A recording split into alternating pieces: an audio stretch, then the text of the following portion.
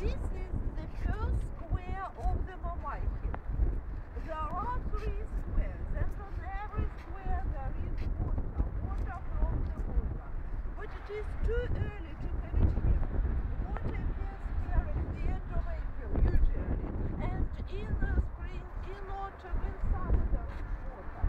But this is a statue stand to the death. A soldier with a machine gun and a grenade in his hand. He is going to defend his city, and on the headstone there are inscriptions: stand to the death. Every house is a fortress, not a stand backwards. And flowers, none of them was invented by the sculptors and artists who had been working here. All of them were made by Soviet soldiers and officers on the ruined houses of our city, with bayonets, with knives, and very often when wounded with their blood. They wrote such words. And behind the statue there are the ruined walls, and we'll come nearer to them.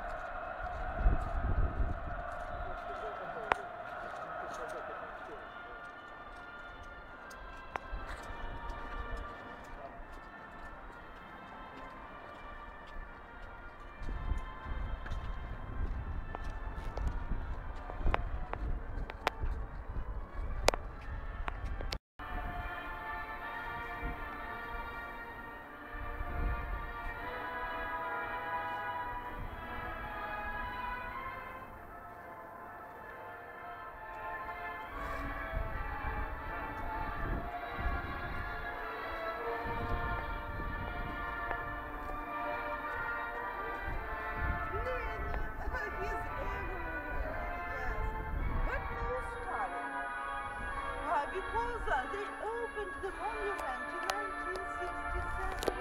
The age of Stalin was in the past already. That's why there is Lenin, but no Stalin, no Stalin.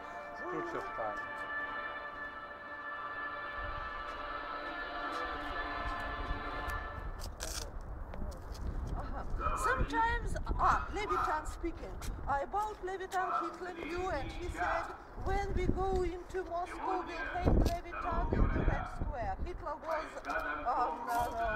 was wrong. He didn't come to Moscow, Levitan had been hanged in the Red Square. And he was a very popular radio announcer in our country. In the middle of the wall you can see a soldier, his left side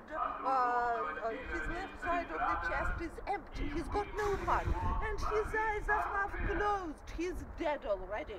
But even after his death, he tries to defend his city. He doesn't want to surrender even after his death. And on top of the wall you can see a god, and also in the upper part of the wall you can see the imprint of the palm, and you see it was so severe, even stone melted, but the soldiers survived, and there is the imprint of the palm. And at the beginning of the wall, in the lower part of it, you can see the road sign and the words to Berlin. When our soldiers were on the very bank of the Volga, close to the water, they were sure they would win, and they said, we can't lose the battle. We'll go from the Volga to Berlin. They had faith, and that's why they won. Because faith is the most important. Let's come nearer to me. I want you to show everything. Yes, I want you to show everything. You see, the previous wall was dedicated to the oath of the defenders of Stalingrad, and that's why all the figures were motionless like this. They are giving an oath to defend their motherland, and this wall is dedicated to the counter-offensive, and that's why everybody is moving forward. motherland, and under the banner there are those that were said at one of the constable meetings, the meeting of the Young Communist League, at the front of Stalingrad. The question was of one of the soldiers, is there any valid reason for leaving the battle position? And only one reason will be taken into consideration: death. If you are alive, you mustn't leave the field of battle. And in the middle of the hall you can see Sniper. It's Sniper Zaitsev, but I'll tell about him in detail in the Museum of the Battle of Stalingrad. And one more. Is it Zaitsev? Yeah. And he's clenching the ends of the Y with his teeth. During the Battle of Stalingrad, the signals didn't go. Something happened, and signalman Matvey Putilov was sent to repair the cable. When he came up to the broken cable, he was wounded in both hands, and he could not repair the wire. What did he do? He clenched the ends of the wire with his teeth. And the signals went okay, and he bled to death. And when the battle was over, he was found dead and still clenching the ends of the wire.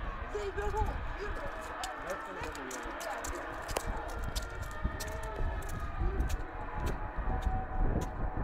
Water here, of course.